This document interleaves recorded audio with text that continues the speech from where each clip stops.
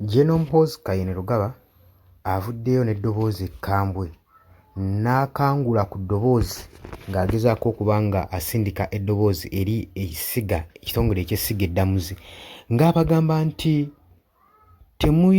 temusobola kuba nga mutusalirawo oba temulina tusalirawo ng'eki gye tusitabilizingamu eddembe. Temusobola tusalirawo engeri gye tusobola okumanagingamu oba engeri gye tulina okumanagingamu national stability mu ggwanga ngaffe aba UPDF. Nga ye CDF, Chief of Defence Force, General Muhoozi Kainerugaba avuddeyo oluvannyuma lwa Supreme Court enkulu mu ggwanga ng'ekuliddwa Adolf, ng'ekuliddwa Owiny Dollo. Okusinziira ku statement ezaavaayo luli, zino zeeyaleetedde General Muhoozi Kainerugaba kubanga asirika wabula yawubyeyo olubu lw'ekigere era nga bulijjo n'asobola okuba nga ayogera ku nsonga eno era ng'agyanukulako nga ye Chief of Defence Force kubanga eno ensonga ebeera emukakatako ng'omukwano gwange ali eyampuliriza. Oli ku Yogi Updates TV osinza okuba ng'otuwuliriza era ng'okola kyamaanyi nnyo okwekumira ku mayengo gano. Mikwano gyange gw'ayagala otweyungako kirira wansi waliwo ekigambo subscribe kikooneko ojja kuba osobola bulungi nnyo otwegattako gw'ali eyampuliriza. Jjukira ennaku eziyise emabega kusikangana omuguwa eri kooti military court saako ne Supreme Court babadde mu kafubo okulaba nga bafuna engeri gye bataasa ba civilian okuba nga tebawuzisibwa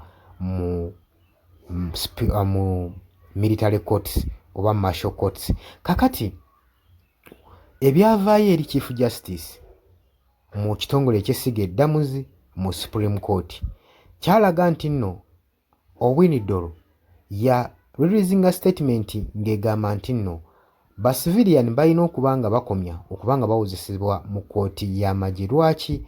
Nti kooti eno ey'amagye erakinga jurisdictions okuba nga bawuzisa ba civilian mu kooti zaabwe. Kitegeeza nti kimenya mateeka era tewali ngeri ki bayinza kubeera nga bali safe nga bawuzisibwa mu kooti eza military. Kino nno kyataddewo reaction eri General Muhoozi Kainerugaba n'agamba kitaawo okusinziira ku constitution w'eggwanga ng'agamba nga UPDF eggye lirivunaanyizibwako okukuuma stability eddembe mu ggwanga saako n'okuprovidinga security. Kati yavuddeyo n'agamba Supreme Court tesobola kubanga etukontrolinga oba nga etubuulira engeri gye tulina okuba nga tumanagingamu stability mu ggwanga. Obuyinza ffe ababulina aba UPDF. Kitegeeza nti nno military court erina okuba nga yankizo nnyo mu kumanaginga okustabilizinga n'okukuuma eddembe mu ggwanga kigikakatako. So ne bagamba nti Supreme Court tesobola kubanga etusalirawo engeri gye tusobola okumanagingamu stability mu ggwanga. Era n'agamba kitaawe Mwami Yoweri Kaguta Museveni bano obutabafaako biki bibagenda mu maaso n'okukola kubanga ye agamba nti ekyo kye bakola kye kisaanidde.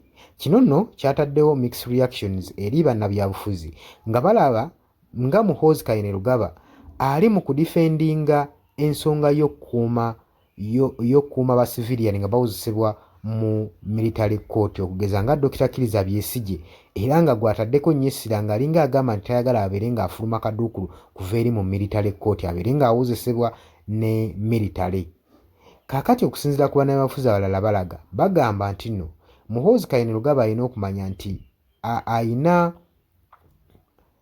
constitutions ezimutwala, constitutions z'eggwanga ze zimutwala wabula si kyetwala ng'omuntu. So ebigambo by'ayogera babitunuulidde ng'ebigezaako okuba nga bivoola ssemateeka constitution w'eggwanga Uganda obutamubalaamu ka buntu ng'omukwano gwange ali eyampuliriza.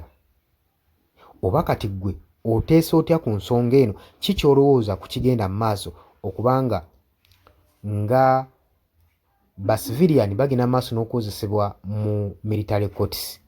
Ate mu ngeri y'emu General Muhoozi Kainerugaba ye agamba nti military court oba court martial oba nga baba military be balina obusobozi okumanaginga stability mu ggwanga. So aba civilian balina okuba nga bagenda mu maaso n'okuwozesebwa mu martial court. Gw'okirowoozaako okijyamu mu comment section. Gwagala otweyungako kiri wansi waliwo ekigambo subscribe okikooneko.